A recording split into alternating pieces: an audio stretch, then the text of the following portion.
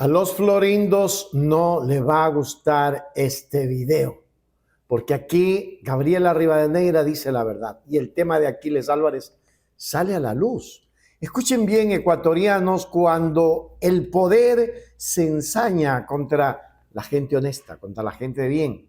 Y eso es lo que están haciendo precisamente desde el poder de Noboa.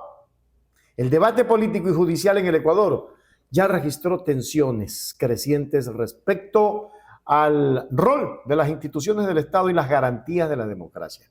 Es que, créanme, lo que dice Gabriela Rivadeneira es una gran verdad. Es una verdad que nadie la discute y que el Ecuador tiene que conocerla.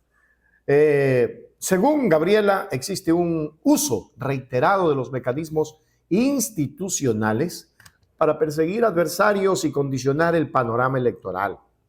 Hay que estar claros. La narrativa que se impulsa desde estos sectores advierte que la participación en los comicios locales va más allá de disputar cargos de representación pública, concibiéndola como una defensa de la comunidad frente a lo que consideran decisiones gubernamentales que vulneran derechos y afectan la pluralidad democrática.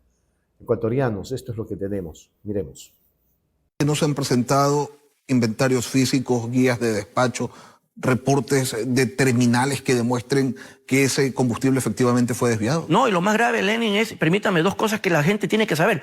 La evidencia que hubiera permitido que eso se demuestre, la tenía la Fiscalía en cajas porque se llevó todo cuando allanó. Y resulta ser que teniéndola ahí, nunca le exhibieron las guías de revisión, las facturas. Entonces da la impresión, por lo menos en este caso, que ahora los allanamientos no son para exhibir y descubrir la evidencia, sino más bien para ocultarla. Y lo más grave es que de boca de dos testigos dijeron que, usted recordará, que decían de que parte del negocio era que a un vehículo se le habían vendido cientos de miles de galones. Pues resulta ser que hay una resolución del SRI, del ARCH, que dicen que cuando es una empresa o una institución, usted puede facturar con una sola placa de esa empresa todos los vehículos de la empresa, siempre y cuando en el registro interno de la compañía aparezcan las placas debidamente detalladas. Eso es lo que sucedió. Bueno, la Fiscalía sale a decir, le han vendido miles de galones de diésel y gasolina. Eso no se puede, no hay carros que funcionen a diésel y gasolina. Aquí está el delito. Y resulta ser que cuando se descubre eso y se pide que se agregue ese documento como prueba nueva para demostrar el error, asumamos el error de la Fiscalía, ¿sabe qué hace Fiscalía? Se opone. Entonces la Fiscalía no está buscando pues la verdad procesal. Y lo más grave de esto es que cuando vemos las placas son Policía Nacional, Ministerio de Salud Pública, municipios, bomberos. O sea que en la trama ha estado metido el Estado también. No es verdad, pues. ¿Existe en el expediente respaldo documental, contable o bancario que pruebe materialmente la existencia de ese monto? Bueno, yo creo que si usted se pone a canalizar para probar que a usted se le han perdido 61 millones de dólares, usted por lo menos debería tener una auditoría contable, ¿verdad? Un estado de cuenta o un perito auditor que le diga aquí está el hueco patrimonial de 61 millones de dólares. Eso en el juicio AAA no se ha visto. Pero además, esos 61 millones de dólares responden a supuestos 22 millones de galones de combustible. Eso sí se ha demostrado. Tampoco hemos visto de dónde se le han perdido a Petroecuador, que además la gente tiene que saber que Petroecuador no afloja un galón de combustible mientras no lo paguen. Y la trazabilidad, Lenin, desde que sale de Petroecuador el combustible hasta que llega a su vehículo es de tal magnitud que cada manguera que despacha combustible, al final del turno del despachador, emite un documento que dice cuántos galones y cuánto dinero se ha vendido. No hay forma que se pueda perder, porque además 22 millones de galones de combustible son a razón de tanqueros de 10.000 galones, 2.200 tanqueros. ¿Sabe cuántos agarró la Policía de Hidrocarburos? Ni uno. La pregunta entonces es no solo dónde está la plata, sino dónde está el combustible. Porque en el expediente AAA no está. Esto demuestra que la Fiscalía y los acusadores no tienen idea de cómo se maneja el negocio del combustible. Porque el señor Álvarez habló 2 horas y realmente ustedes me van a disculpar, dio una cátedra de cómo realmente funciona esto y explicó todo lo de la trazabilidad y cómo era imposible, era realmente un delito imposible esto. Y la Fiscalía, y créame, el sueño de todo fiscal es que el procesado quiera hablar ilimitadamente y contestar ilimitadamente. Y el señor Álvarez les dio esa oportunidad y ninguno se quiso parar a preguntar.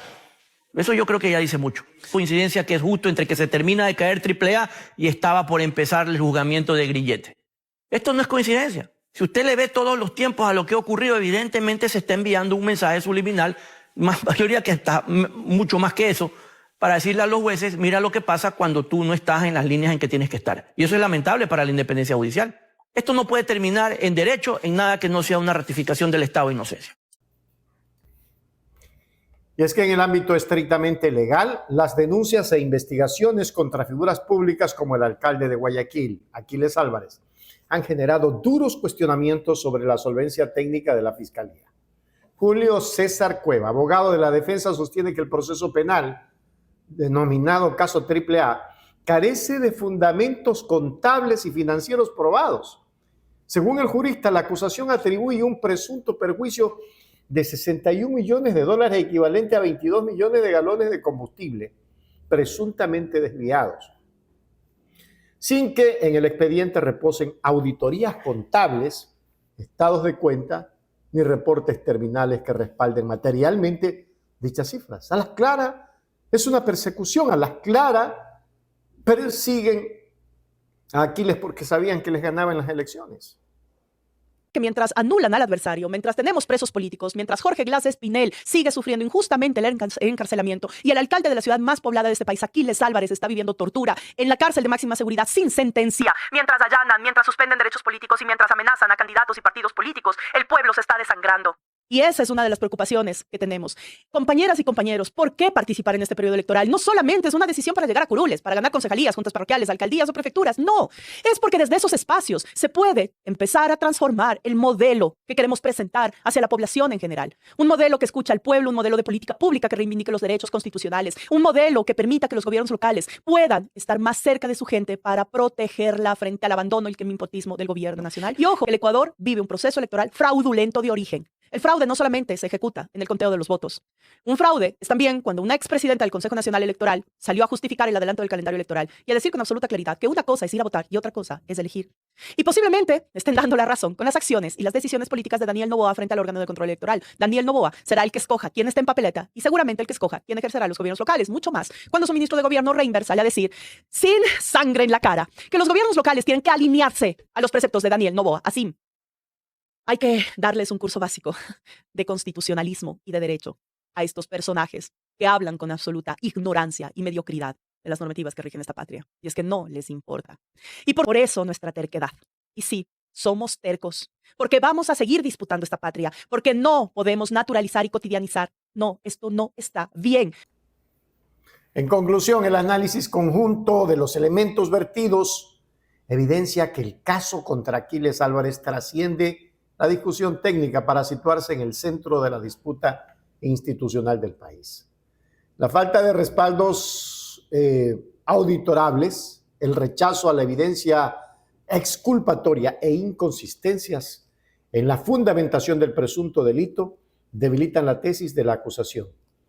Ante la opinión pública, la falta de rigor procesal alimenta la percepción de que la justicia está siendo utilizada como un instrumento de presión política, subrayando la urgencia de preservar la independencia judicial y el debido proceso para garantizar la credibilidad de las instituciones. Créanme, es muy duro, queridos ecuatorianos, extremadamente duro lo que pasa en el país.